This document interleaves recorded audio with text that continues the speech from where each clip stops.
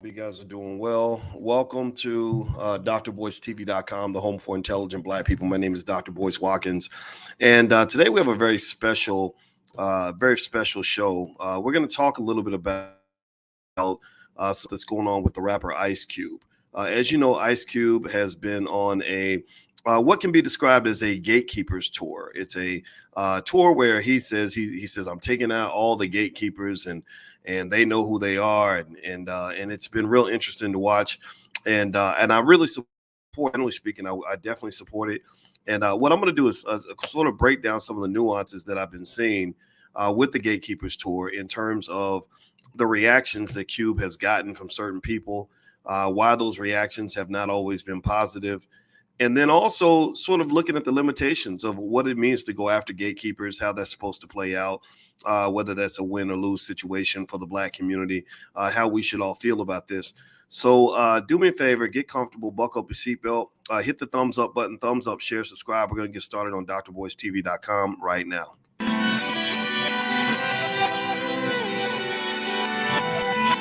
Here we are, clan the isms, cataclysm, great. Our people out here struggling, trying to make it in this state. Everybody out here doing it, but we the ones too late. Now family, we the ones who gotta delegate. Get that money in the power, never be fake. Stick to cosign for 3. What did he say? Create jobs, support our own.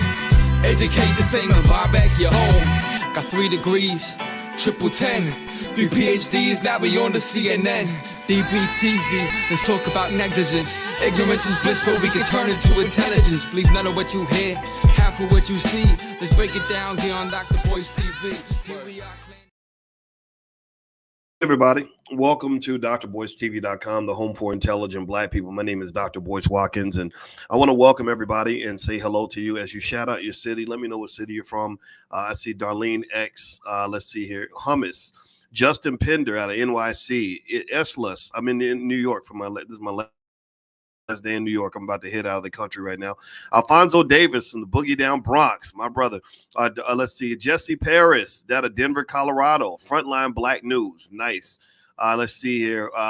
Who else? Christina Littles, Tallahassee. Gabrielle Thomas. I see you. Brian Pearson, Dallas, Texas. And Kay Wood out of Vegas. All right. So anyway, as you put your B1 in the chat, put your B1 in the chat. As you guys know, we are Black first on this platform. We do not apologize for any of that.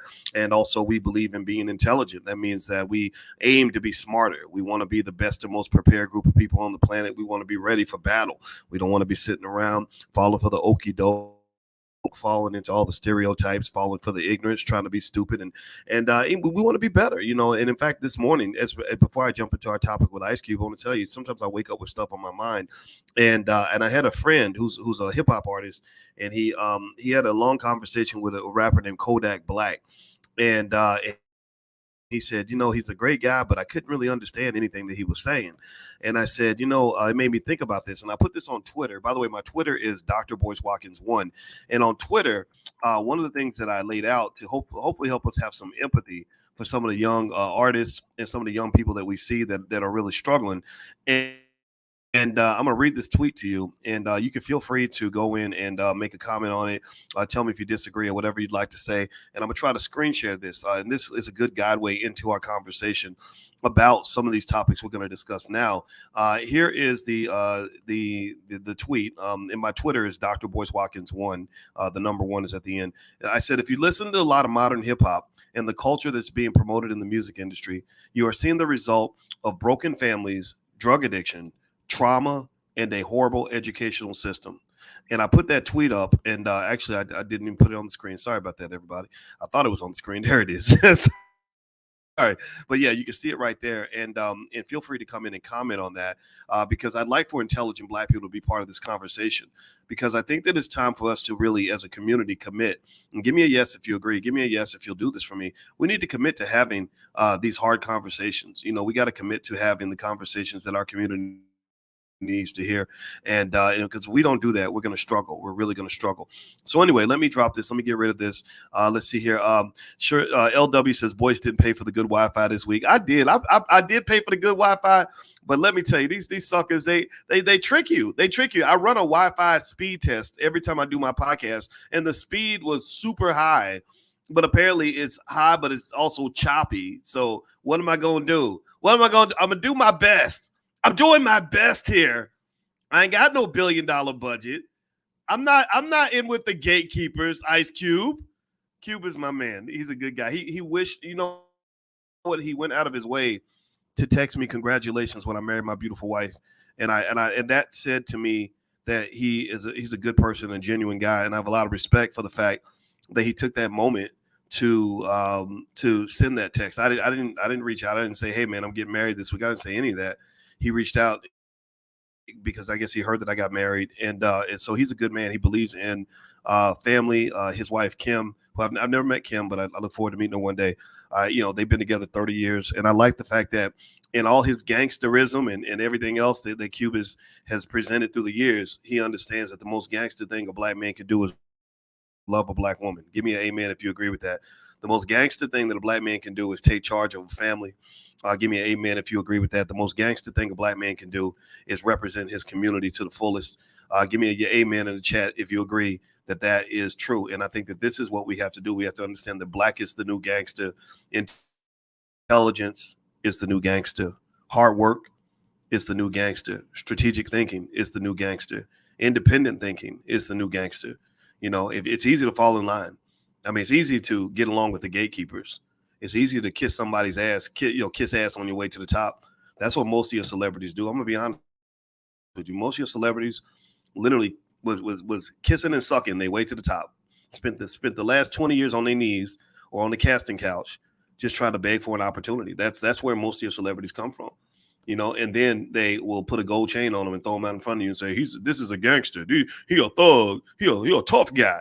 You ain't no tough guy. You ain't no tough guy. Because I saw you sitting on your knees are dirty, man. Your knees are all scraped up because you've been on your knees for the last 20 years. And I believe that a black man needs to stand up. So to me, if you really try to be a man or a strong woman or truly pro-black, you got to be honest and speak up about some of the problems that you're having in your community and take responsibility for that. If you're not willing to do that, then I don't know how easy it's going to be for us to be friends, because I'm not looking for the status quo. The status quo does nothing for anybody. Those status quo Negroes don't do any benefit to anybody in the community, and anybody who's in that category. I'm not insulting you. This is a call to action. This is a call to action. In fact, please say his name in the chat. I don't have his name in front of me. I put it on my Instagram. I'm going to try to share my screen. There's a brother I put up here, and I'm going to get to Ice Cube in a minute, I promise you. But there's tangential topics that sometimes come to mind that I think are worthy of consideration. There is a brother, Jalen something, that plays for the Celtics, man, and I was super impressed with something that he did. This brother got a $300 million contract to play in the NBA. Anybody know what I'm talking about? And they said, what do you plan to do with all this generational wealth? And do you know that he literally said he wants to build a Black Wall Street in Boston? Is it Jaylen Brown? Is that his name? Did I say his name? I should know his name because everybody needs to know his name. I didn't even know who Jaylen Brown was. I'm going to be honest with you. I don't follow Celtics basketball that closely. So I consider myself a sports fan, but apparently I'm not a super sports fan because I don't know every player's name and all sorts of stuff.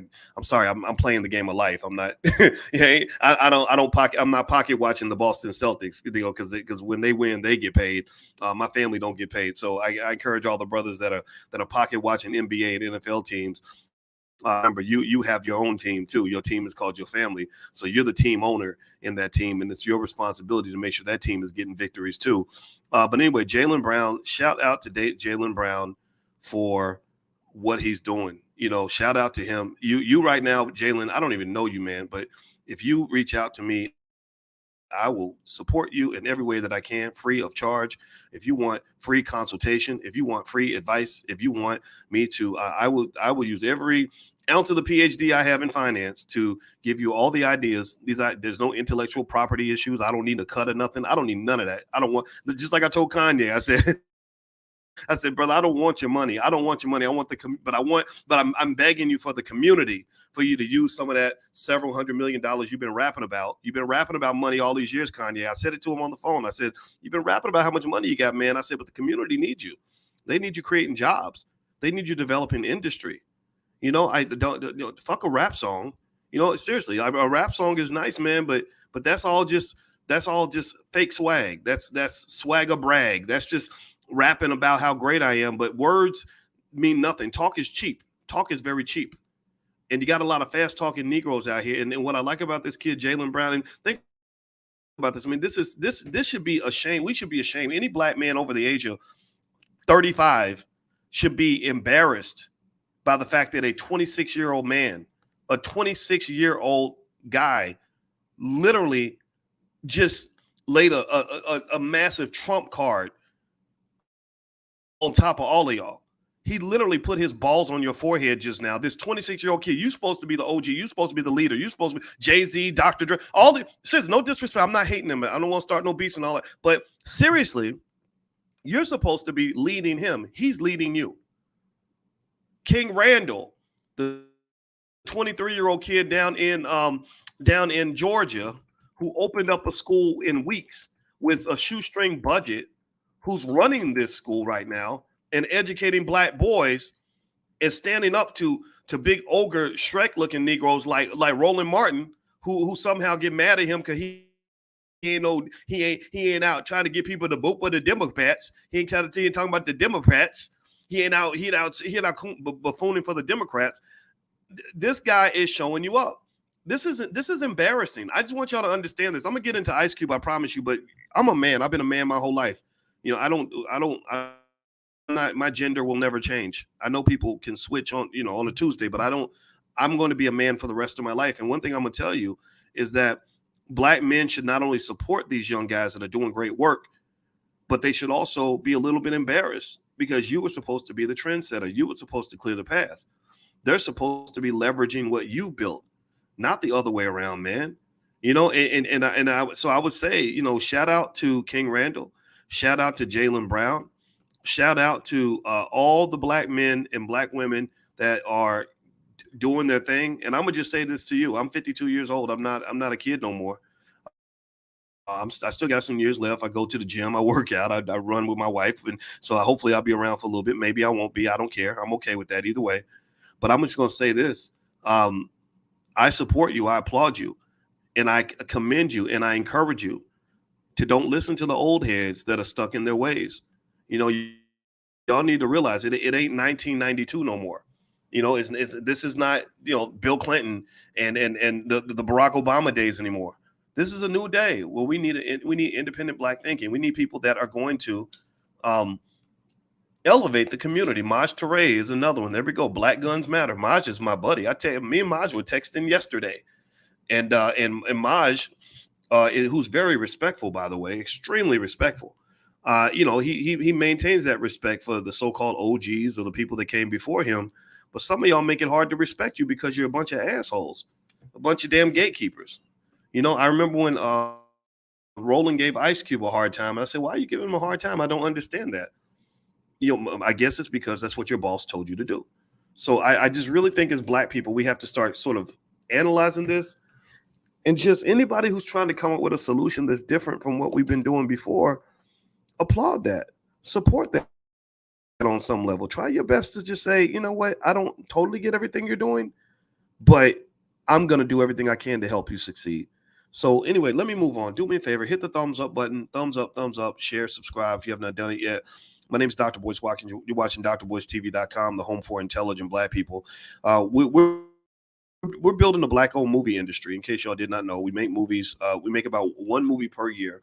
And this year's movie that's amazing is called B1 the Movie. It's going to be released in Atlanta at the New Black Wall Street. It's directed by Rick Mathis, and it's extremely good. It stars a lot of our superstars like Rizza Islam, Dr. Claude Anderson, Queen Afua, Vicky Dillard, Akila Nihanda, one of the greatest rappers alive. King Randall's in the movie, actually, and a lot of great people. So if you'd like to check out the movie, just go to b1themovie.com, and you can join us at the red carpet premiere in Atlanta at the New Black Wall Street on Marcus Garvey's birthday, August 17th.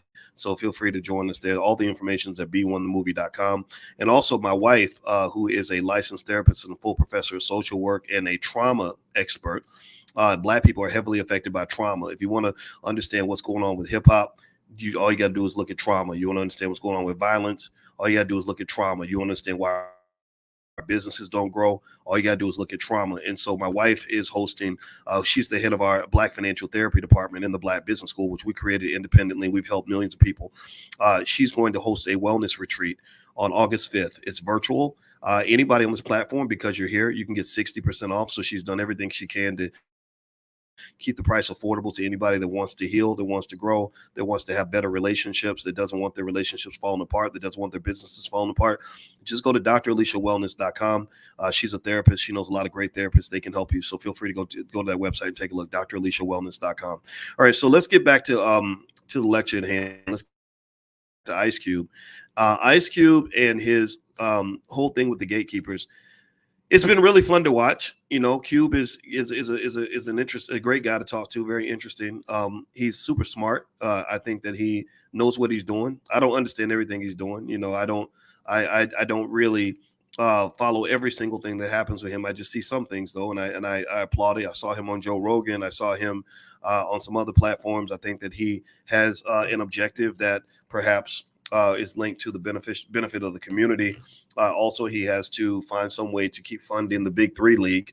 He's one of the few celebrities that's been brave enough to start his own professional sports league, and I applaud that tremendously. I can't wait to go see a Big Three game, even though I'm the guy who likes to sit in my basement with the big 70-inch TV screen, and that's really fun for me. But but for a friend, I'll actually show up to their event. And in fact, actually, even the guy that I was so-called beefing with maybe a month ago. I don't really like to use words like beef. I think it's kind of silly, but Corey Holcomb, a comedian, Corey and I, we went on Willie D's channel and we resolved our beef in public because we wanted to show people how conflict resolution looks, what that looks like. That just because you're mad at somebody doesn't mean you have to stay mad. Just because people claim you to be enemies doesn't mean you have to stay enemies, and you're better off trying to find a way back to friendship as opposed to enemyship. So I told him, I said, look, I said some stuff I shouldn't have said. I apologize. He said, I said some stuff I shouldn't have said. I apologize. And I told him, I said, when you come to Chicago, I want to come to your show. He said, you're invited. So long story short, Q is another one of those guys where I would go to a Big Three game to support him because I just love what he's doing. I think it's extraordinary. Now, here's the thing. I saw a headline recently where Cube mentioned that he wasn't getting invitations to certain shows. He wasn't getting invitations to certain shows. Like he mentioned the View in particular, that the View had not invited him on and allowed him to come and, share his agenda.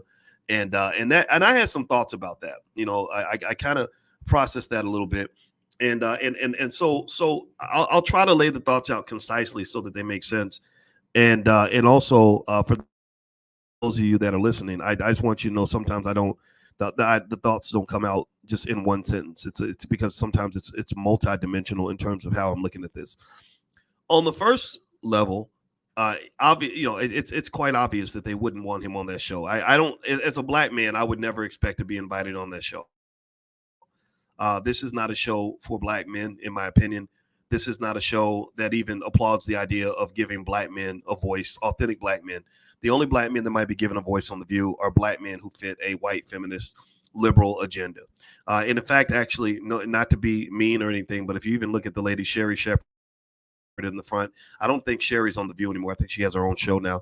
But Sherry, I interviewed Sherry maybe 2009-ish. I met her. She was very nice. But honestly, she's not the kind of person I would have picked. Like if I met her before my wife, and she's not somebody I ever would have considered dating.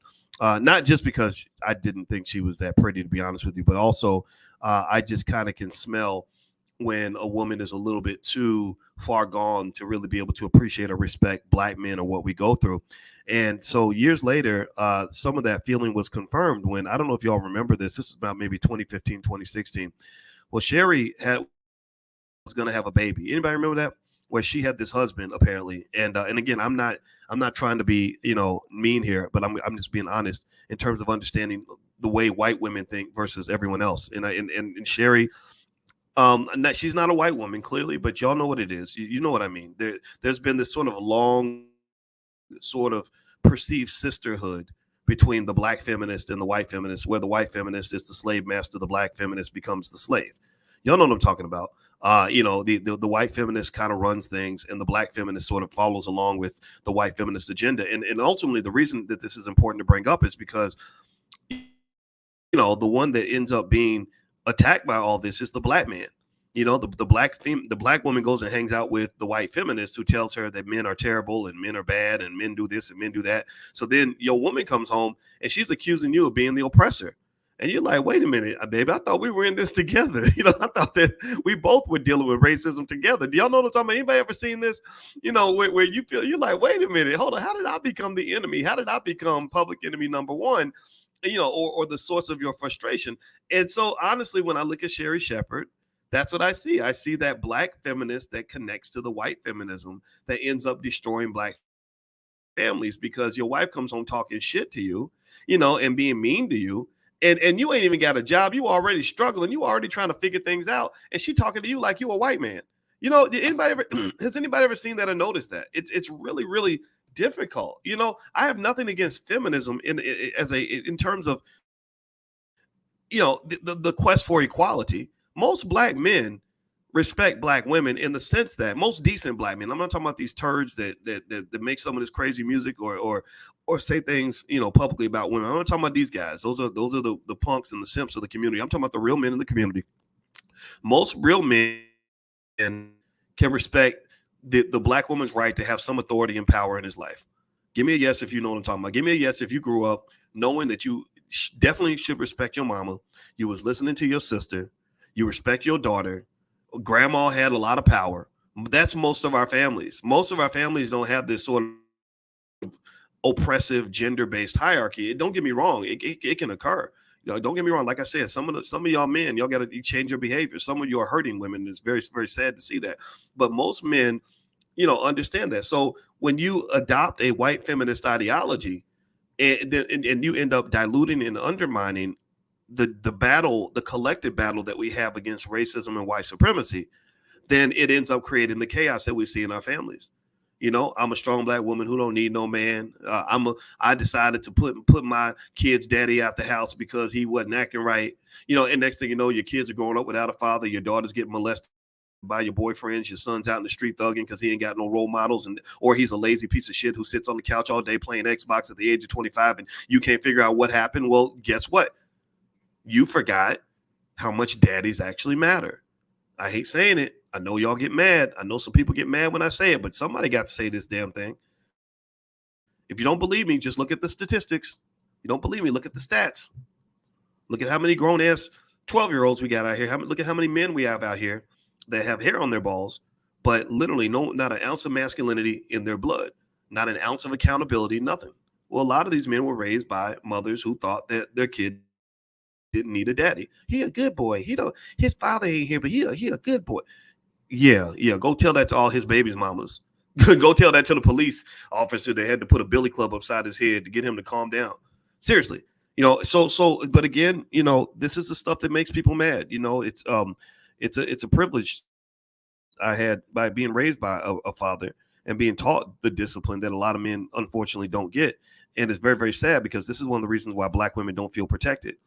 You don't feel protected because a lot of your best and strongest men were either killed or put in prison, or they weren't turned into men at all. They were like underbaked cookies. It's like you put cookies in the oven and you're supposed to cook them for 20 minutes, but then you only cook the cookie for like 2.5 minutes. And then it comes out all gooey and soft and mushy and doughy.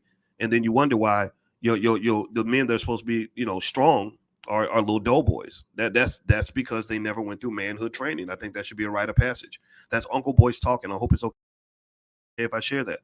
So anyway, let me keep going. Hit the thumbs up button. Please hit the thumbs up button. Thumbs up, share, subscribe. You're watching drboycetv.com, the home for intelligent black people. My name is Dr. Boyce Watkins, and my website is boycewatkins.com. There's lots of free stuff on the website if you want to learn to build wealth, stuff like that. You guys know my PhDs in finance, and I promise you everything that we talk about here eventually links back to money. If you ever want to understand why 90% of everything that happens in this society occurs, it's because of money. Even this conversation with Cube and The View and everything else is money. When you talk about gatekeepers, I'm gonna challenge Cube a little bit on the gatekeeper concept. Right, Cube has done a great job raging against the gatekeepers, raging against the machine, raging against the people that are keeping the gate. I asked this question in a podcast. I said, if they're gatekeepers, what gate are they keeping you from? Like, what are they What gate are they keeping? Like what's the gate? How does that work? Because I don't see any gatekeepers in my life. But maybe it's because I'm not trying to get through somebody else's gate. And when we say gatekeepers, we're usually talking about some space that white people control that black people don't have access to. That's what you're talking about. You're not talking about a special space. You're not talking about a better space. You're not talking about a superior space unless you believe in white supremacy. If you believe white people are superior, then you are talking about a superior space. But I'm not. When I talk about that, you're just talking about a space that's melanin deficient. You're talking about a melanin deficient space. Like I want to be in Hollywood. The gatekeepers won't let me into Hollywood. Give me a yes if you follow what I'm saying. I can't get into this space because the gatekeepers won't let me in. Well, I'm going to ask you a really fundamental question. And I just do this. I'm a deep thinker. I'm sorry. I was sitting there yesterday talking for an hour with a friend of mine who has a PhD in math and philosophy from Columbia. We were literally talking about the meaning of life, how philosophers define the concept of time, how philosophers discuss death. Like that's where I'm at. I'm in deep mode right now. So I'm going to try my best to take y'all with me because I'm not going to insult your intelligence or believe that I'm talking over your heads. I'm not going to do that. I will explain it over and over until you get it. So don't get scared because we got to go deep here. We got to ask the fundamental question of if somebody is a gatekeeper, if somebody's blocking you from the gate, what in the fuck is behind that gate that makes you feel like you have to get over there anyway? What's over there? What's special about this gate? I would ask that question, right? And really, here's what you find. If you start asking those fundamental questions, then you realize that maybe you aren't even worth it anyway. It's like chasing a girl. You chase a girl and you're like, man, I want to get with that girl. I hope I can get with that girl. I got to do everything to get with that girl. And then you step back and you realize that this girl is just a terrible human being, that she's a dirty gold digger. She done been ran through by half the campus and she's not a good person anyway. And then you realize, like, wait a minute, I'm wasting my time chasing this girl. This girl ain't no good. And that's what happens. Like, if you don't have those fundamental deep conversations with yourself, you'll find yourself chasing a lot of things that don't have any significant value. So I ask that fundamental question. If we're raging against the gatekeepers, what is behind that gate that makes us feel like we have to go and engage in this fight in the first place? Because you don't see me fighting the gatekeepers. I'm not fighting to get into Hollywood because I don't want to be in Hollywood.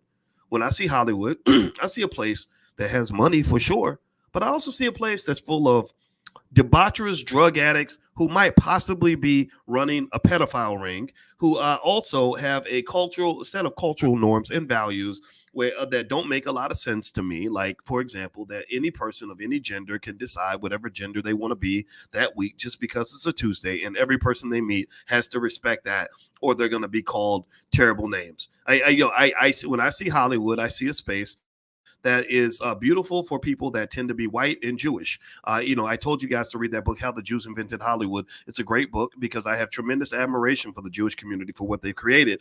But I don't see that as my space. And then I want you to ask yourself this other fundamental question. Do you hear much talk about white people? Give me a yes or no. Do you hear a lot of talk about white people saying, we're going to rage against the gatekeepers. We need black people to lower the gate. We need black people to lower the gate and let us into their HBCUs. We need black people to lower the gate so we can move into their neighborhoods. We need black people to lower the gate so we can shop at their businesses. Has anybody ever seen in the history of all mankind a white man fighting and protesting and getting his head bashed in and wasting his afternoon holding picket signs, begging black-owned businesses to let him shop at their business? Has anybody ever seen this? Has this ever happened at any point in the history of this planet? Give me a yes or no. Has anybody ever seen that? Who's that white man? Anybody ever seen a white man do that? I've never seen it. So again, I encourage you to ask the deeper question. The deeper question is, okay, who are the gatekeepers and what's behind the gate? What's behind that gate that's really a place where we got to go, right? And I say this with all respect to Ice Cube, though, because I support his fight. But I'm going to say that I don't think I would be in that same fight, right? So now here's one thing that happened recently. So Ice Cube was on with Tucker Carlson. I think it was a good interview. I don't, y'all might dislike Tucker Carlson, but I kind of like the guy. Sometimes I don't like everything he says. Some of the stuff, like for example, I don't think Tucker supports reparations, but I like this show. I thought Tucker, I can watch everybody's show and find things that I like and things I don't like. So I can watch MSNBC, and I really, I think Rachel Maddow's smart, and they had this other guy named Chris something. Maybe was it Chris Matthews? I don't remember his name, but I would watch him and I'd be like, okay, this guy's pretty bright, because I really think that those who are politically intelligent, which honestly isn't the majority of the population, most people just they're not trained to process information at a high level. It's almost like being physically fit. Most people in America are fat. And so there are very few people that are equipped to or who've been training to be good athletes, right? So the same thing is true intellectually. Most people are not trained to be intellectually fit. So they're not trained to sort of do that kind of critical analysis we do on this platform. But I'm going to train you. I want to help you with this because I think you'll find a lot of value in it. I watch MSNBC and I can enjoy the show just as much as I can enjoy an episode of Fox News. Now, I don't watch either one regularly because I think they're both full of crap. At the same time, I think that if you're really seeking information, you kind of do what a judge does in the courtroom. A judge in the courtroom doesn't say, I'm not going to listen to the defense attorney because the defense attorney is full of crap. All he's going to do is tell me that this guy's innocent. Or he doesn't say, I'm not going to listen to the prosecutor because all the prosecutor is going to do is tell me that the person's guilty. No, what the judge does is he listens to the defense attorney and the prosecutor, watches what the witnesses have to say, et cetera, and then he makes a judgment. And I think that you all should be some judgmental people when it comes to your politics. I think that you should, so for example, when this person says Boyce is capping for racists like Carlson, see, that's simple-minded thinking. That's level one thinking. That's what they really want. They want you banging, gang banging. This ain't nothing but, this is South Central LA in a way. South Central LA 1985. You got Crips and Bloods. You got the red and the blue. And they got you gang banging. And this is where Ice Cube gets stuck, because Ice Cube is the guy who is engaging in the difficult or we might say courageous act of going back and forth between two rival gangs. And if you go back and forth between two rival gangs, then everybody's going to question your loyalty. And then ultimately, if you're not careful, somebody might decide to shoot you because of that, right? So effectively, in fact, to prove my point, let me show you all some of these headlines in the media that resulted from Ice Cube appearing on Tucker Carlson. Let me see if I can get my screen right here. Here we go. Look at this. So here is this. These are some of the outlets that these so-called journalists, which they're not journalists, because when I was at Syracuse, when I was on the faculty of Syracuse, they had a great journalism school. And one thing I remember is that journalists are not supposed to be this biased, but your media has just fallen to shit. And again, this is the financial thing. When they allowed capitalism to infiltrate your media and infiltrate your government, it ultimately destroyed your country. You shouldn't have people doing news and making money just from the number of viewers, because they're going to say whatever ridiculous, crazy thing they need to say in order to make a dollar. That's how capitalism ends up working. Take it from a finance professor. This is a very unhealthy aspect of capitalism. So here, you look at The Root. The Root is a very liberal publication. They're very LGBT oriented. And of course, they're Ice Cube. So they said, Ice Cube explains his anti-vax stance to Tucker Carlson. Now, I'm going to say that's not as terrible of a headline as I've seen from The Root. The Root kind of pretty much hates straight black men for the most part. They tend to, most of their articles about straight black men are kind of terrible. And I don't know if they just really wish that the whole black community was gay or not, so that we would just like not exist anymore because we can't procreate if all the men are like chasing the men and not the women. But anyway, that's what The Root says. Now look at this. The Decider. Ice Cube claims in a new interview with Tucker Carlson he's lost $9 million in counting after he refused to get the vax. That's okay. I think that's a fine title. Here's Yahoo. Look at Yahoo. Ice Cube's Tucker Carlson interview leaves many fans disappointed. And this first of all, this title is very, it reflects that bias that I'm talking about. Also, a lot of fans. In fact, let me ask you a question. How many of you are pleased with what Ice Cube is doing? How many of y'all are happy about it? How many of y'all feel that what Ice Cube is doing is great. Give me a yes in the chat if you're digging it. If you don't like it, then that's okay too, because we actually do something here called freedom of speech. So you're okay to have a different opinion, just as long as you're somewhat respectful. People that come in here saying silly stuff that ain't true. You're a simp because you married a black woman. Just dumb stuff like that. You can't be here because you're obviously too ignorant to exist. But seriously, look at that. John C. Taylor, I see you. Egg 64. A lot of y'all are Damon, Kim. I see you, Duez. I see you, right? A lot of y'all like it, right? So who are they to say that Ice Cube's fans are disappointed with his interview? It's a diverse outcome. Some of his fans love it. Some of his fans hate it. Some people are mad. Some people are happy. If you go to Ice Cube and you look up his Twitter account, I don't know how many. I got like, I don't know. I got like 170,000 on Twitter. Something which that's the most I can do because I can't rap very well. I messed around and made a rap album not even an album, a song as a joke like 15 years ago, and Mark Lamont Hill still makes fun of me for it. I guess he's got nothing better to say. But anyway, Ice Cube's got 5.7 million Twitter followers. I'd say that means he's pretty popular. I'd say that Cube is doing all right. I don't know where they're getting this idea that somehow Ice Cube has been canceled or people hate him. He's dead. And the only thing that I can really see here is I see the same political bias that appears all throughout this country, the same bias that's going to destroy this country, because what you've done is you've kind of traded this Crips and Bloods, blue versus red mentality for this thing called common sense. You used to have common sense, or at least you had people that wanted to be intelligent, that wanted to actually make good choices for the American people. And you don't have that anymore. You have people that are more committed to making sure that their side wins than they are to making sure that the truth comes out. And they show as hell ain't committed to black people. They show as hell don't care about black people. And I think that this is where black people have to pay attention and possibly get off the bus.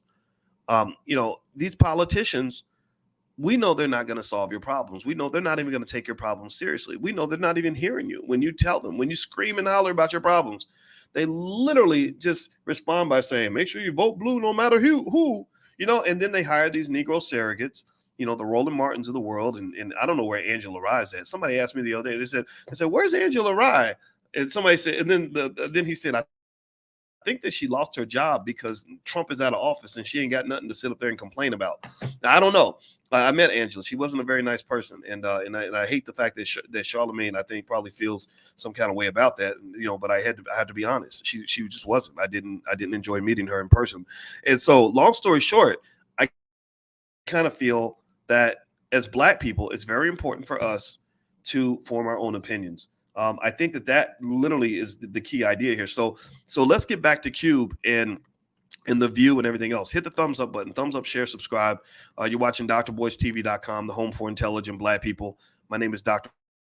Boyce Watkins. And also, by the way, you guys know that we do Stock Market Tuesdays on my Instagram page. My Instagram is Dr. Boyce Finance. So if you have a financial question you'd like to ask me, my doctorate's in finance, just follow me on Instagram at Dr. Boyce Finance. And Tuesdays at 11 a.m. Eastern, I'm going to go in and just answer questions about the stock.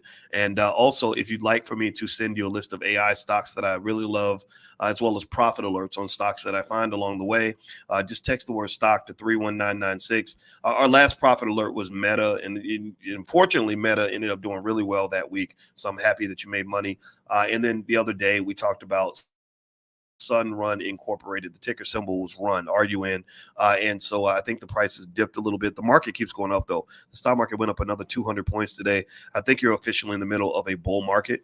And so you may want to pay attention because there's a lot of money being made right now in the stock market. So if you want me to be your guide and support you on that journey, the Black Business School offers this for free. Just text the word stock to 31996 and you get those profit alerts. All right. So with Cube going on to Tucker Carlson, a lot of people were upset, but who cares what they think? Cube mentioned that he wanted to be on The View. The View rejected him. I get it. If it's up to me, I want Cube invited to every single show that will invite him. But the truth of the matter is that if I look at the political agenda, political ideology of The View, I don't see that being a fit for a guy like Ice Cube. They make it pretty clear that they're politically biased, and so I don't think that that a black man coming in and sharing these ideas that are really almost, I mean, some of his ideas are so radical that they're almost like Boyce Watkins ideas. I don't see anybody going into a space like that sharing Boyce Watkins ideas. I would never expect to be invited onto The View.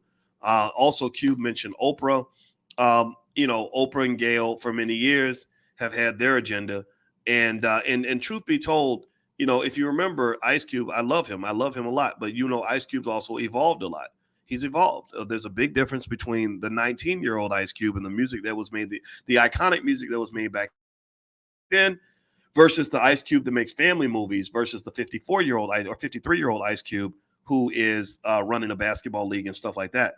Those accomplishments have been extraordinary, but there are some women who, for good reason, still remember, songs where the word bitch just was like saying potato. You know I mean, I think that when we decided in hip hop that it was okay to call women out of their name on a regular basis and just act like it wasn't nothing but a thing, there's a price to that. There's a pain to that. And this is what I hope men will understand and accept, is that not all of this is coming out of left field. I'm not completely in alignment with a lot of things that Oprah says and does.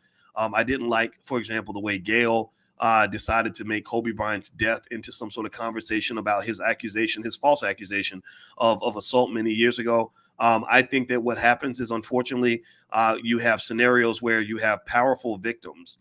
These are powerful people that have been victimized, but then they become very powerful. And what happens is that the victim becomes the victimizer. So the person who claims to be the victim is now victimizing other people, because now they've got power and they're using that power to go and slap people upside the head and hit them in the head with a sledgehammer. And so with Oprah and Gayle, that's what I see. I see some very powerful victims. I see some women that were mistreated many years ago, that were disrespected many years ago, that ran into some of the most toxic, horrific human beings known to man. And I see their pain come out in the way they might treat black men. And I think that their core alignment with white feminism only serves to fuel the fire. It serves to fuel the fire because what it then becomes also is a gender war. The View and Oprah and all that, they're all part of what I consider to be a gender war. I mean, has anybody noticed that? Has anybody noticed the fight between black men and black women that's taking place has spilled over into the internet? On one side, you have all the women that will sit and talk all day about how terrible men are. I literally heard a black woman on a YouTube channel. I'm not gonna even say her name because I don't want anybody to go and pay attention to this nonsense. But she literally said that black boys should be aborted. She said we should just abort all the black boys. I kid you not. This lady literally said that. A black woman said that. And now this black woman, though, she also grew up with a father who was a drug addict who used drugs in front of her. So her experience with black men was full of undiagnosed, untreated pain, to the point where her spirit has become a cancer onto society. Her spirit is infected, with a virus that was never cured. So she goes through the world sort of spilling this virus, spreading this virus like a zombie, like a trauma zombie. And these trauma zombies end up going out and hurting people because they're so hurt inside. And what I would say is that the individuals who are in that category, man, you need to go get you a therapist. I'm serious. Get you a therapist. Go get some healing. Go somewhere and cleanse that shit so that you don't end up hurting good people. Because predators don't really hurt other predators. It'd be nice if all the predators just took each other out, go fight. If you're a predator and you are, some nasty, evil human being, go marry a nasty, evil human being, and then y'all just kill each other. Go. If you are a terrible person, just go get with other terrible people. But what happens is that the terrible people tend to be attracted to the good people. Give me a yes if you know what I'm talking about. The takers are attracted to the givers. The ones who haven't healed are attracted to those who are healed or who were never sick in the first place, and then they make you sick too. And the next thing you know, you've been hurt, you've been traumatized, so you become a zombie. It's a zombie movie. The black community, unfortunately, especially in our relationships and in our businesses, has become a big zombie movie, almost like Generation Z, or what do they call it? What is it? Zombie Z, or whatever, the Brad Pitt zombie movie.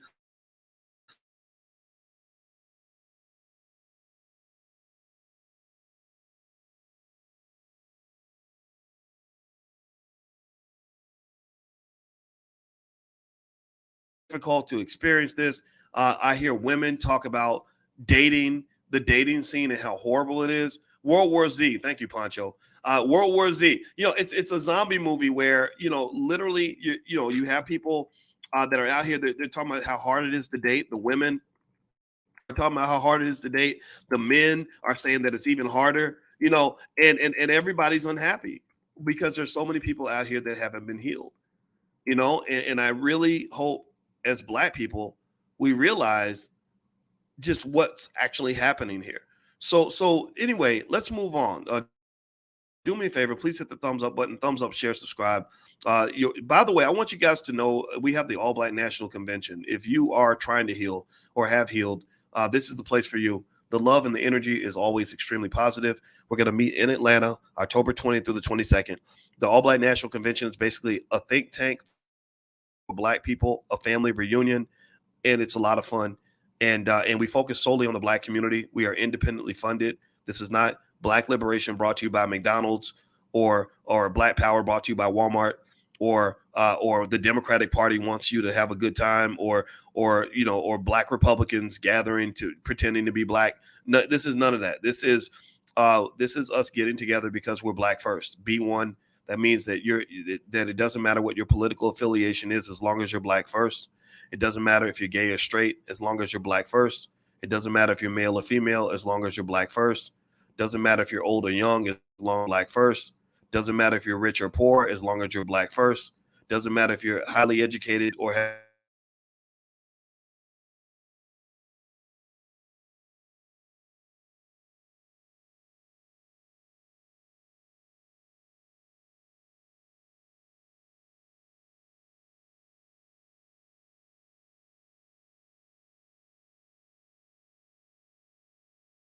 heard of in history that are together solely to solve problems for the Black community.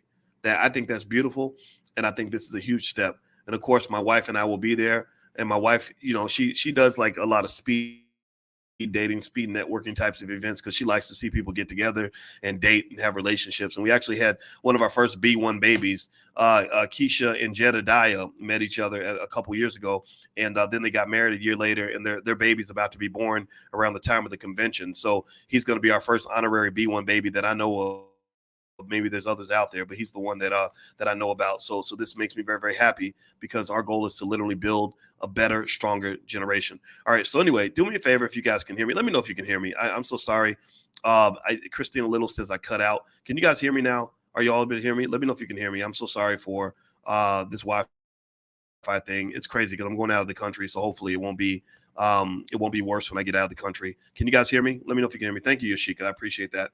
All right, so let's jump back to Cube and let's dig deeper into this because I think this is worth discussing. So with Ice Cube, kind of speaking on The View, not inviting him, it makes perfect sense to me. I think that you got to remember The View has a political agenda. The View does not necessarily have a pro-Black male agenda unless those males have submitted to, say, the white feminist agenda. Sherry Shepherd, I mentioned Sherry earlier in the podcast, and I realized I didn't finish my Sherry Shepherd story. But you remember when Sherry was going to have a baby? This just tells you the difference between, let's say traditional Black people or more. Black people tend to be a little more conservative. We're not like white women exactly. And again, this is telling you what your opinion should be about things like abortion or anything like that. I don't want to get into any of that. But I remember Sherry did something that I thought was really kind of sad. She got married to a guy, and this was after she'd done a show with Steve Harvey on ABC, where I think the topic was something like, "Why can't you find any good Black men?" And she's sitting up there talking about what's wrong with men, and this is what dating's like, and Black men won't do this and they won't do that. And I remember thinking that as I watched this special, I remember this was hosted by a white media outlet. This was not Black people doing this. White people were hosting the show about what's wrong with Black men, and they picked Sherry Shepherd to go on there to talk about how terrible Black men are and what Black men are doing wrong. And I remember thinking to myself, what about you? Like, are you sitting up there pretending to be perfect? Like, have you, are you like, where are you perfect? Why is it that these conversations always end up turning into bitch fest about what's wrong with men when we all know as well as I do that a lot of women are perfect either? you know. And one thing Sherry did that was really fascinating to me was she eventually found her man, right? And she finally found a man who would quote unquote step up to the plate, which I hate when people say that. I need to find a man who'll step up to the plate. Well, maybe men would step up for you if you presented yourself in a better way. Maybe if you stop thinking that you were a white woman in skin and doing things that make a man not want to be around you. Maybe a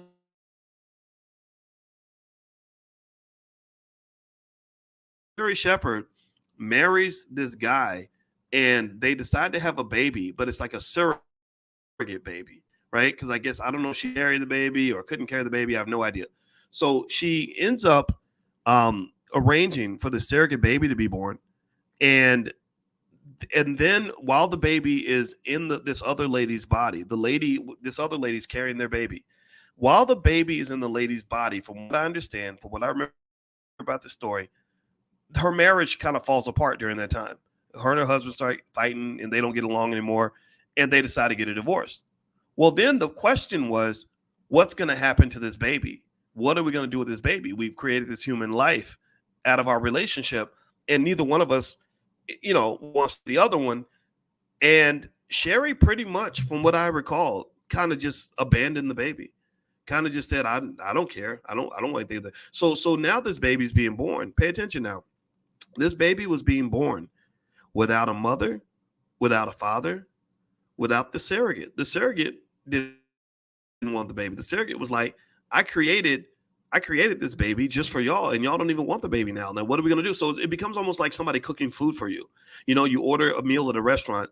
They put all this time into making the meal, and the meal's almost done. And then you say, "Oh, I don't want it anymore." And then you walk out of the restaurant, and then they end up throwing the food into the garbage.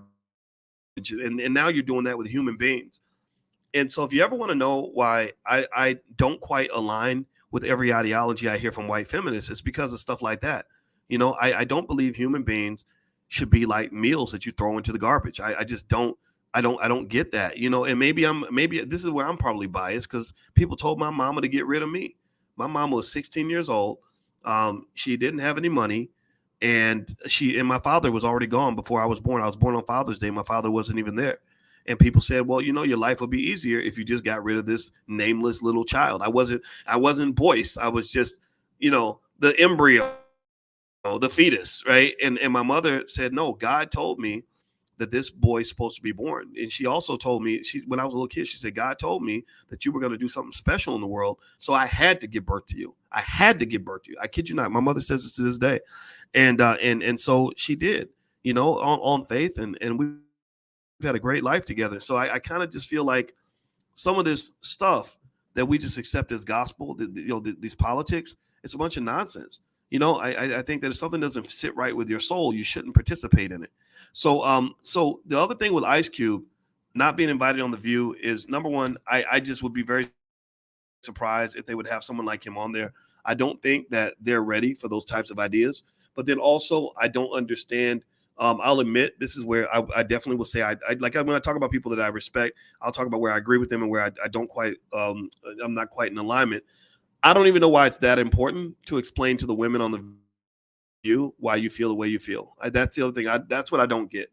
Like I don't see any of these women, and it looks like there's a couple of them that are black. Sunny Hostin, I've seen her say some things that I really agree with. I actually like her. I like Whoopi Goldberg about 30% of the time. I don't hate Whoopi Goldberg. The rest of them, I don't know much about them. Don't think much about them. But I'll say this, I don't see them lining up trying to get black men to listen to them, right? I don't see the women on The View trying to get into spaces that black people operate, but I see black people constantly trying to get into spaces where white people operate. And I understand why. It's because white people have all the money and a lot of the money and a lot of the power. But one thing you should understand about money and power, black people, I need y'all to hear this, is that money and power are things that you build. They're things that you create. You have to pour into it to have money and power. And if you're constantly putting all your energy and all your resources into aligning yourself, listen now, I need y'all to hear this.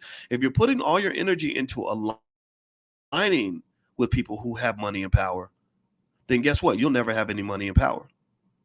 You'll only have the illusion of money and power.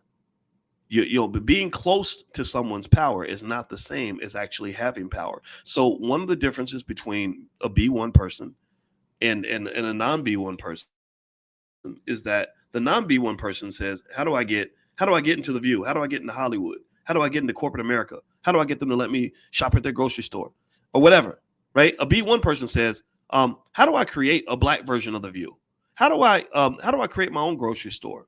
How do I develop my own community, my own neighborhoods? How do we build our own businesses? How do we create things that are ours, right? And it's a different mindset. It's an investor's mindset because investors have to be patient. Investors have to be patient. If you want to understand, you understand everything I'm saying right now. The reason you understand it is because you've known this your whole entire life. You've known this your whole entire life. If I work at a daycare and I am I'm a person who's babysitting other people's kids all day. I'm literally babysitting other people's kids all day, and I form a love for children because I am around kids all day, and I say, gosh, I love children. I wish I had access to children, not in a nasty way, not in a Hollywood sort of way. I'm not talking about the predators. I'm talking about people that really love kids and really want to be there for them and just get inspiration for children. If I say I love children, and then let's say the daycare, for whatever reason, they lay me off. And then I say, gosh, I got to get me a job at a daycare so I can get a chance to teach kids. I love kids. Or maybe a high school will hire me to get a chance to, be a teacher again. I get all that. But you can also take your ass home, go fall in love with somebody, find you a good life partner, make a baby of your own, and then another one and another one and another one, and raise those kids as your own. Like, you can have your own kids.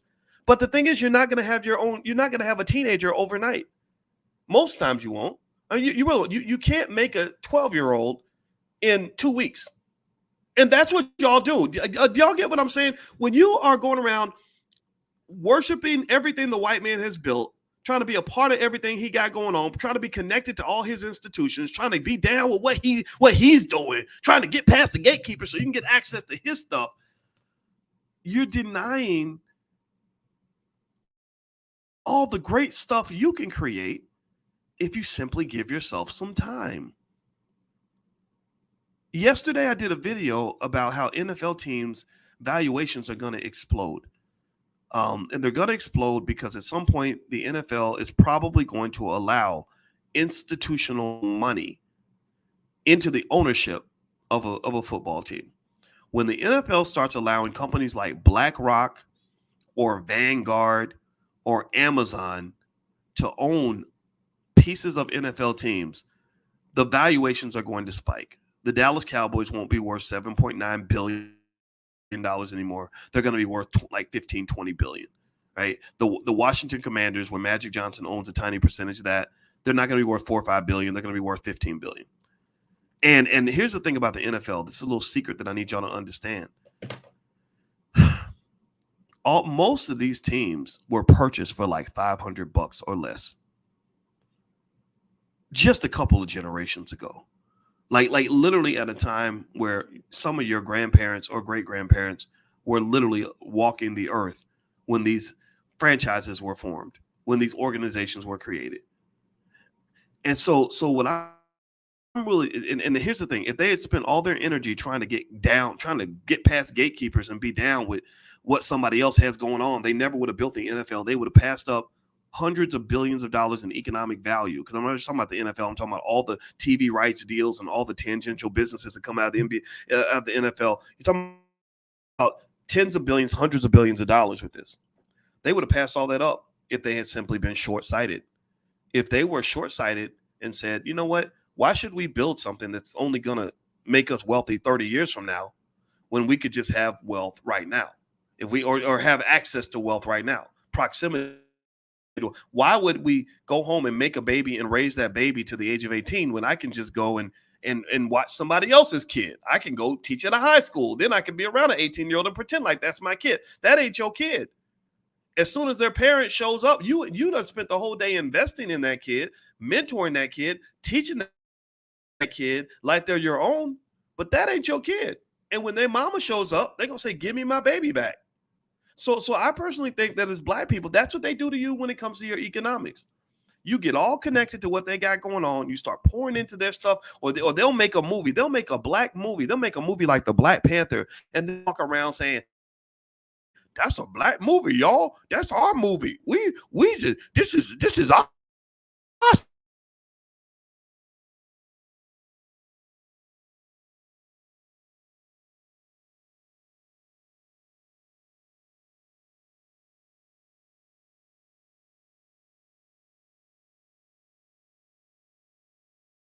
All the trademarks, all the copyrights, all the patents. And if you ever walk around here trying to do anything with that film and do anything that's going to add to your generational wealth, they're going to sue your ass into the ground.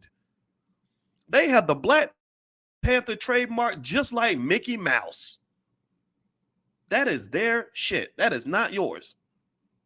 So what I'm saying to you is that everybody who's looking at the world and you're seeing all these gatekeepers and everything else, and we all have some type of gatekeeper, I need you to ask yourself a basic question.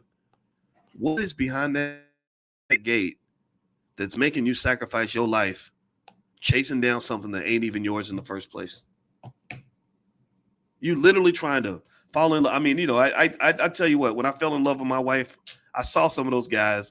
That called me a simp because I got on my knee for this black woman. I would do it 10 million times. I love her. But I'm going to tell you, you want to talk about simping. Imagine if I was chasing this woman and she was somebody else's wife. Imagine if I was doing stuff for her and she wasn't even married to me. I was treating her like my wife, but she was somebody else's wife. Somebody else is laying down with her. That might be simping. And I'm gonna tell you, we do a lot of economic simping. If you want to use that word simp, maybe this is the time we can use it. A whole lot of economic simping, and we also are affected by a whole lot of economic pimping. We got a lot of simping and pimping going on in this U.S. economy, and we buy right into it. And that's why they have all the power, they have all the wealth, and you don't have as much as you would expect. Now, somebody asked me a question. They said something about how do you feel about your wife teaching at the institutions you criticize? Well, that's the beauty of the diversity of our marriage. That she gets it. She understands the racism. She understands that her university doesn't have a single African American on the faculty. There's not a single African-American male on the entire faculty. And she understands that the privileges that she receives as a light-skinned black woman are different from the way I get treated as a not so light-skinned black man.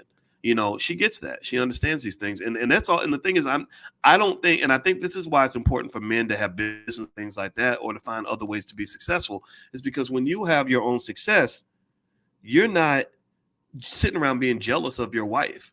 You're not mad that she's getting opportunities. You're not, because the thing is that as a man, I think this is why gender and masculinity is so important. You got to understand that you're not a woman. You don't have a vagina.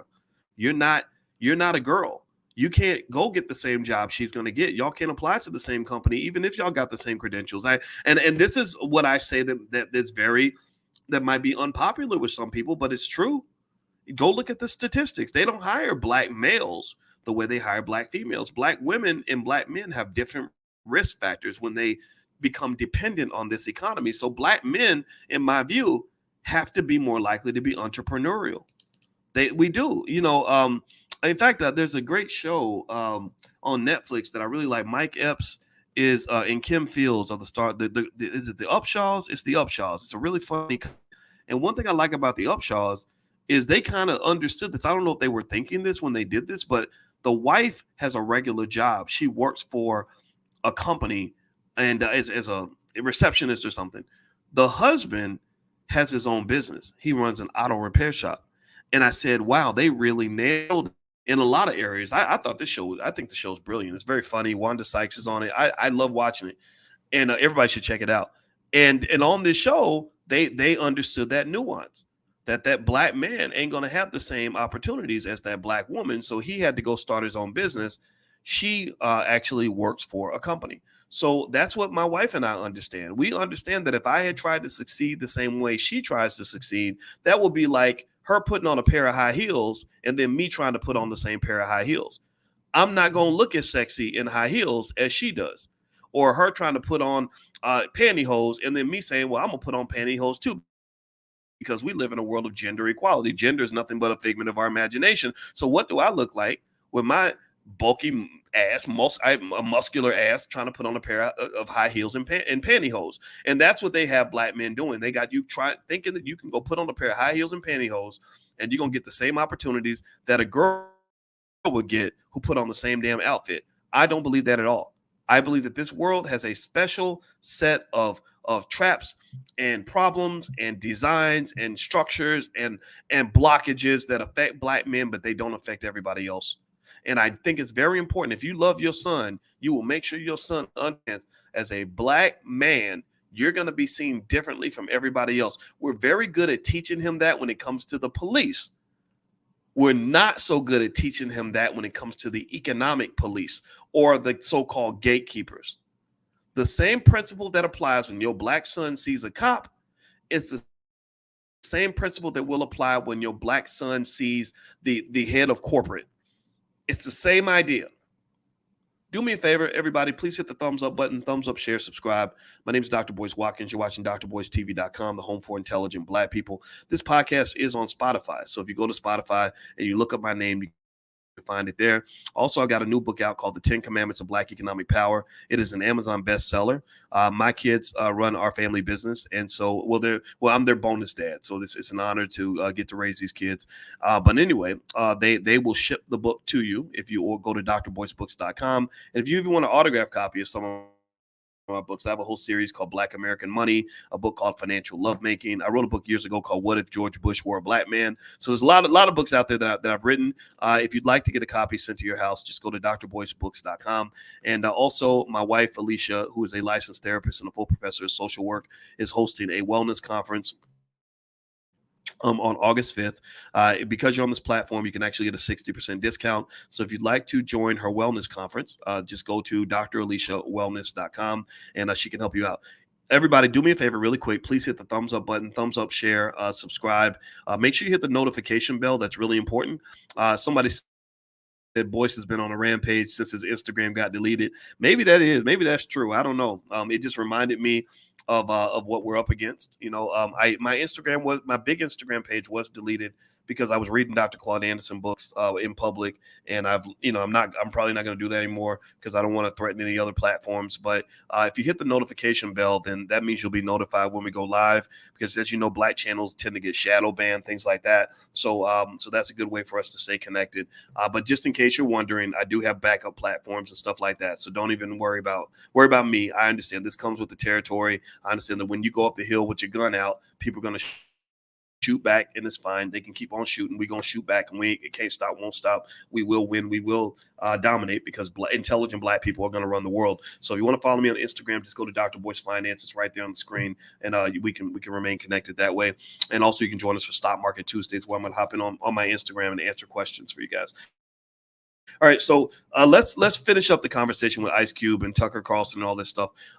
One thing about this, so in summary, what I would say is that Cube, he's got his work cut out for him. I think that he's doing a good job with his Gatekeepers tour. He's speaking with a lot of people that I think can help get his message out there.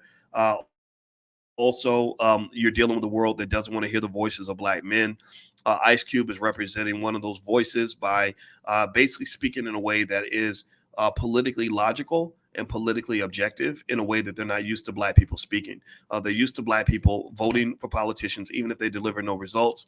They're used to black people sort of lining up like chickens headed out to roost, as if we're just, or being sheep, basically led to slaughter, where we typically follow whatever somebody else tells us to do.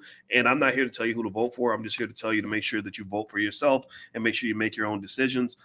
I also think that one thing Cube is going to always deal with is that there are some people who've been watching his careers for the last 30 years. And even though he has evolved and he's now a business owner, and he's now, he's made a lot of the family movies, all that, I think they remember the 90s and some of the music that unfortunately gave the impression that the respect for women was not what it should be, and there's going to be a price to pay for that. And I don't think it's a bad thing per se. I think that it's just a thing. It's life. Everybody ain't gonna love you, and I think he gets that. But I just want to reiterate that point.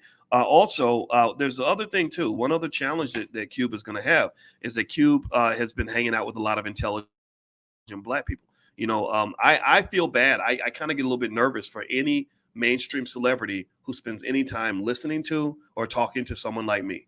And I've talked to a few of these guys. I talked extensively to Charlemagne before he interviewed Joe Biden, and you saw that interview just blew up because I know how to ask the questions that would literally make their head explode. I've analyzed white supremacy upside down, inside out, and backwards. I'm not a regular guy who just has a couple of ideas. Like my PhD is very, very real. You can go look it up if you don't believe it. And I've been a college professor for a long time. So as a result of this, the thing is that this white supremacy thing, the oppression of black people is very easy to understand. It's very easy to figure out. It's very simple. It's very straightforward. If you spent decades thinking about it, analyzing it, reading other people's ideas, thinking things through, you can see, oh, this is why they have you in this box and you can't get out of this box. So what I like doing, and it's fun, but it becomes risky, is when I talk to people that will hear me, like, and it's mostly other black men. Kanye called me, I didn't call him.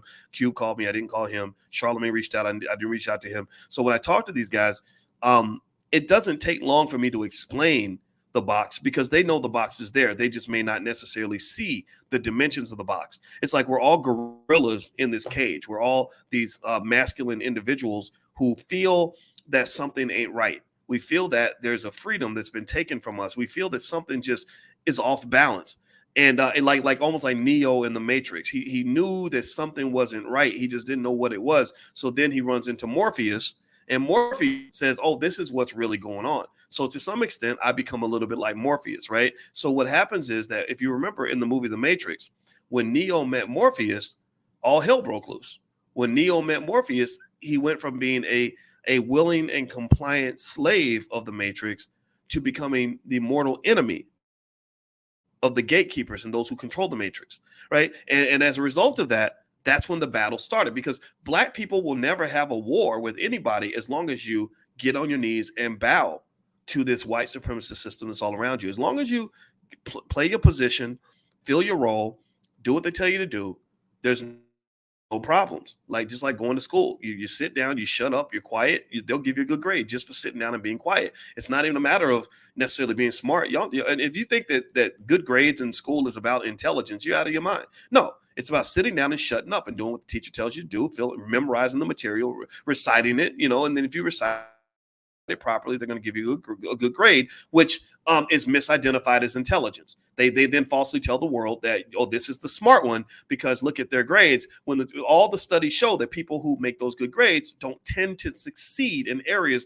that require creative or critical thinking. So effectively, what's happened here is that you have a class of individuals, a lot of men now. You have women in there too, and shout out to all the women that are supportive of this. Shout out to the women who are doing this. God bless all of you. I'm not in any way discounting your participation in this. I'm mentioning the men because we had a community where they killed off so many the men. They killed off so many of the men through Joe Biden mass incarceration. They killed off so many of the men through the crack era by putting the drugs in the street. Your daddy was on dope like my daddy was, or you have men that were killed in the game, right? So they killed off so many of the black men because it was easier to control the community that way. Now the black men are coming back. Now daddy's home. And if you notice, if you look at a household, imagine Good Times, Thelma was like this pretty little girl or whatever, and all the boys wanted to sleep with Thelma, but and maybe he could charm the mama, maybe he could charm Thelma and a lot of Thelma, but then when daddy's home, it becomes a whole different conversation. When James would come in the house, it's like, well, who the hell is this? What do you want with my daughter? Why are you here? I need to talk to you in private, right? And that's the conversation black people need to have with our politicians. That's the conversation black people need to have with anybody who is coming into the community expecting to extract things and give back. That means extracting your money and giving nothing back, which they do on a regular basis. Which they do in every election. And again, it doesn't mean any of these people are perfect, but I will tell you that that there's I love watching brothers wake up. I love we talked about Jaylen Brown earlier. I mean, think about this. I need y'all to process what Jaylen Brown said. I mean, think about this. A black man who just signed one of the biggest contracts in NBA history, if not the biggest. I heard the biggest, but I thought there was a bigger one out there. It doesn't matter though. The biggest, I don't care. And he literally says, I'm going to go build a Black Wall Street. Can y'all imagine what happens when he becomes the leader that I believe he can be? And he starts telling all his brothers that also, oh, you signed $100 million deal. You signed a $200 million deal. You signed a $150 million deal. And they are getting together and literally being pro-Black out loud and without being scared, and being Black and economic out loud without being scared, and literally understanding industrialization at the level of an Elon Musk or Jeff Bezos, where they're not just creating this wealth for their own families, but they're literally developing entire school systems where we can educate our own kids. They can hire thousands of Black teachers that are going to teach our kids what they need to know, instead of just teaching them a bunch of gender pronouns and miseducating them the way the Chicago public schools do.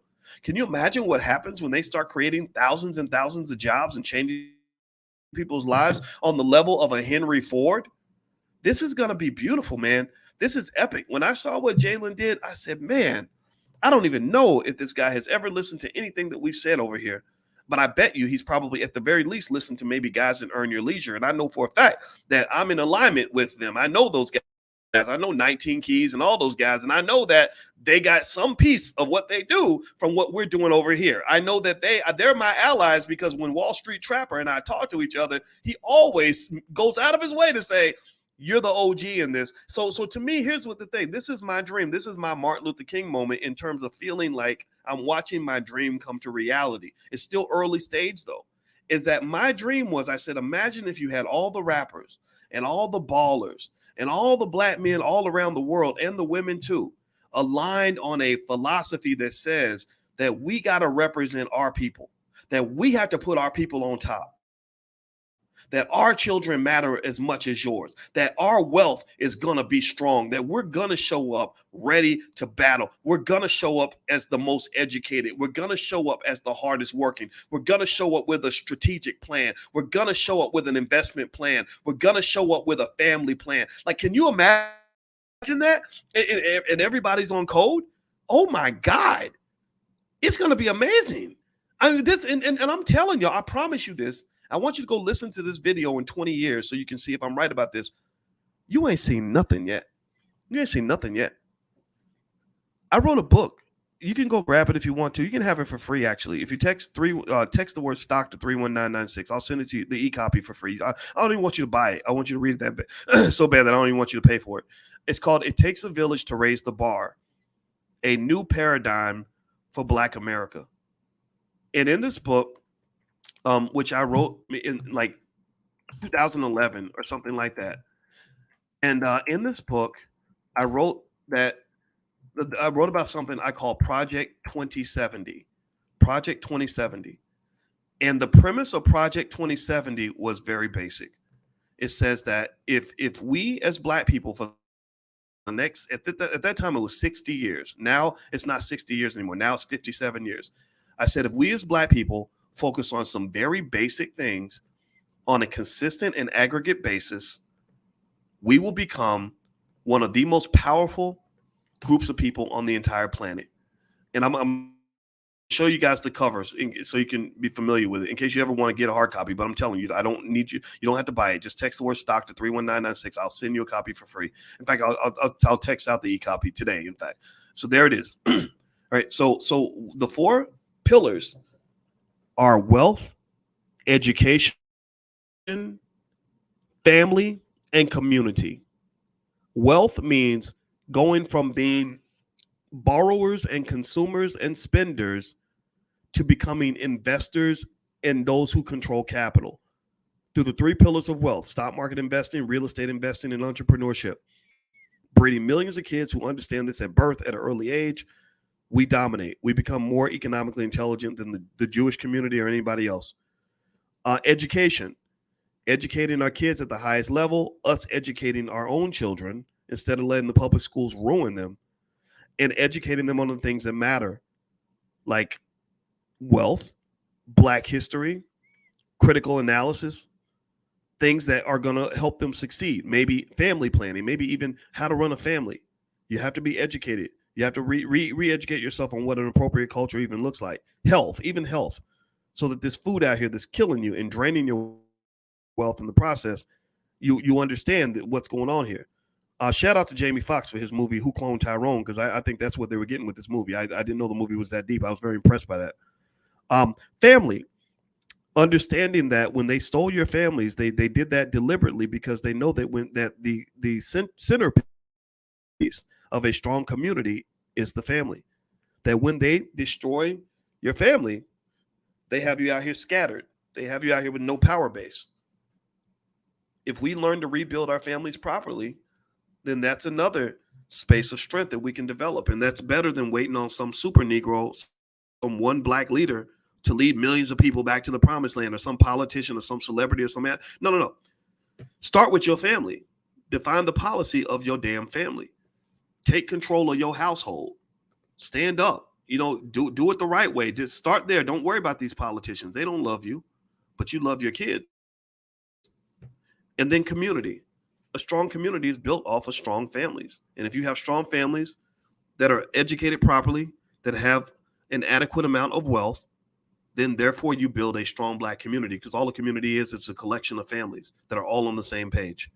Let me give you an example. In our community, there was a situation where some little boys were fighting with the little girls in our neighborhood, and one of the boys hit one of the little girls. And so I got together with one of the other fathers in the community, and we went and we sat these little boys down and had a talk with those little boys. Did nobody call the police? It didn't get out of hand. We were very friendly, but they could stand. They saw, and some of the little boys were white, and they saw two big black men basically saying hitting girls is inappropriate and don't make us come back here. Problem solved. It went away.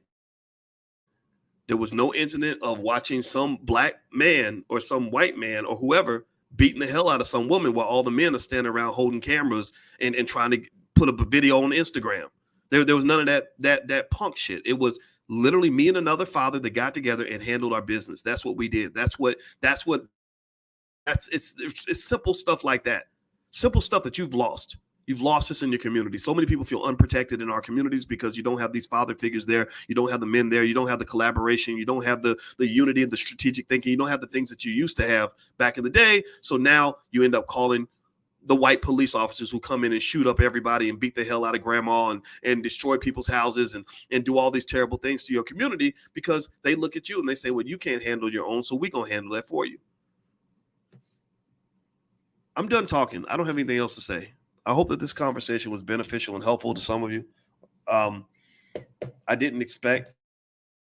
I literally, when I start the podcast, I never know how it's going to end. I know we started talking about Ice Cube, but sometimes God sends me in other directions, and or maybe it's either God or my ADHD. I don't know which one it is, but either way, my goal is to share and express as honestly as I can what I'm seeing, and also to share and express solutions as clearly as I can that will hopefully help you to have a better life.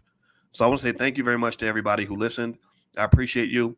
And Yashika, I see you in there, girl. Thank you so much for coming in. DDS and all y'all who come in here all the time. I'm so honored by your presence, and I appreciate you very much. And I want to remind everybody that if you want to hear this podcast on Spotify, just look up my name, Boyce Watkins, on Spotify. You'll find it there. Also, my new Instagram is right there. It's Dr. Boyce Finance. And I should, out of respect for my wife, for sure, mention that she is hosting her wellness retreat. And if you'd like to join that, you can go to draliciawellness.com. Again, if you're looking to heal from things that you've gone through, a lot of us have gone through trauma. A lot of us have pain that's undiagnosed, untreated, and it causes all kinds of problems in our relationships. I encourage you to look into that because it made a big difference for me. In fact, what's interesting is that when you go through certain types of pain, things that you go through as a kid that shouldn't have happened to you, things that hurt your feelings, and I'm speaking from experience. I'm really talking about my own life, so I'm not going to talk about it too much because I start getting emotional when I think about it. It makes you not the person that you always want to be. You know what I mean? And I want to be a better person. You know, and that's why I'm proud to have my therapist. I'm proud to keep doing the work, and I encourage you to do the work also. So if you'd like some help with that, my wife has significantly discounted the price for those of you that are on this podcast. You can go to draliciawellness.com. The virtual retreat is August 5th and 6th. And feel free to come on out. All right. So anyway, guys, I'm out of here. Have a wonderful day. Thank you so much for listening. God bless you. And I will come back again once I get out of the country. I'm actually going to Iceland, believe it or not. Like, what the hell am I doing in Iceland? But I'm gonna do some live streams from there, so you can check it out too. Have a great day, everybody. I'll see you soon. Peace.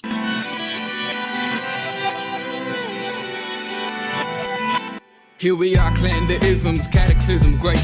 Our people out here struggling, trying to make it in this state. Everybody out here doing it, but we the ones who late. Now family, we the ones who gotta delegate.